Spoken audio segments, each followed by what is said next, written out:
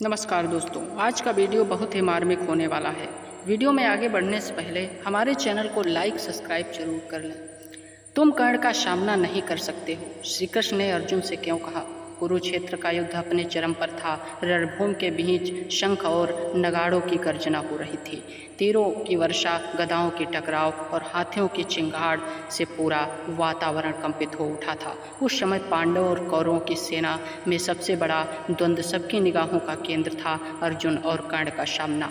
अर्जुन ने रथ के बागडोर स्वयं श्री कृष्ण को दे रखी थी। वे न केवल सारथी थे बल्कि अर्जुन के मार्गदर्शक, वे सच्चे मित्र भी थे। अर्जुन के हाथों में गांडीव धनुष था और उनके तीर बिजली की तरह चमक रहे थे।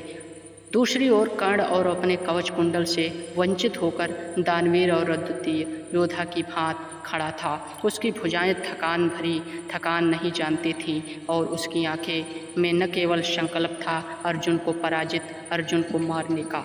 जब दोनों के बीच घोर युद्ध होने लगा, अर्जुन के मन में एक क्षण के लिए शंका उठी। उसने देखा कि अर्जुन का पराक्रम असाधारण है। वह भीषण शक्ति के तीर चला रहा है और उसका कौशल किसी भी योद्धा से बढ़कर है। अर्जुन ने धीमे स्वर में श्री कृष्ण से कहा, माधव, क्या मैं वास्तव में कर्ण का सामना कर पाऊंगा? वह तो अद्वितीय वीर है, उसके सामने मेरे बाण भी क्षीण प्रतीत होते हैं। यह सुनकर श्री कृष्ण मुस्कुराए। उनका मुखमंडल गंभीर था किंतु नेत्रों में गहरी करुणा और सत्य का तेज था। उन्होंने अर्जुन की ओर देखते हुए कहा, पार्थ सुनो, यदि सत्य कहूँ तो तुम्हारी शक्ति, तुम्हारा साहस, तुम्हारा पराक्रम सब कर्ण की तुलना में कुछ भी नहीं है।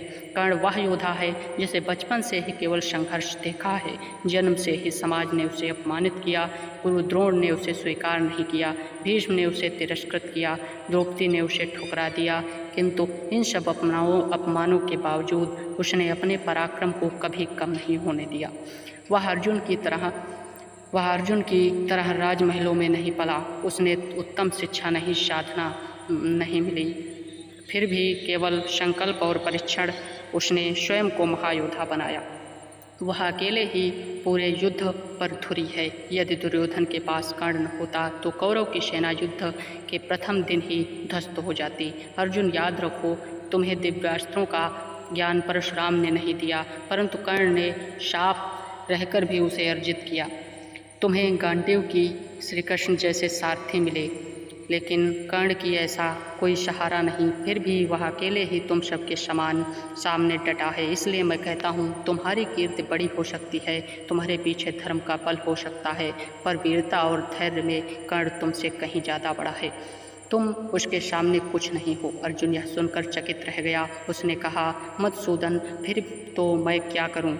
इस युद्ध में कर्ण को परास्त नहीं कर पाऊंगा। श्री कृष्ण ने गंभीर स्वर में उत्तर दिया, पार्थ, ध्यान से सुनो, मैं तुम्हें एक सत्य इसलिए बता रहा हूं, तुम्हारे अहंकार का नाश हो। यह मत समझो कि तुम्हारी विजय केवल तुम्हारे पराक्रम से होगी। यदि मैं तुम्हारा सारथी न होता, यदि धर्म तुम्हारे साथ न होता, तो तुम कर्ण के सामने कभी खड़े भी हो न पाते। कर्ण का पराक्रम अद्वितीय है, परंतु उसका सार अधर्म और दुर्योधन ने दिया, इसलिए उसकी सारी महत्व व्यर्थ हो जाएगी। याद रखो, विजय हमेशा धर्म के पक्ष में होती है, चाहे वह किसी भी युद्ध के हाथों क्यों न लड़ी जाए। तुम इस युद्ध से विजयी अवश्य होगे, परंतु यह तुम्हारे सामर्थ्य से नहीं है, बल्कि धर्म और मेरे मार्गदर्शन से होगा। कर्ण युद्धभूमि का सबसे बड़ा वीर है, किंतु दुर्भाग्यवश उसका धर्म नहीं, अधर्म की रक्षा कर रहा है। दोस्तों, आज का वीडियो इतना ही। मिलते हैं आपको अगले वीडियो में। कृष्ण ने अर्जुन को यह सच बताया कि कर्ण तुमसे ज़्यादा वीर है। धन्यवाद दोस्तों।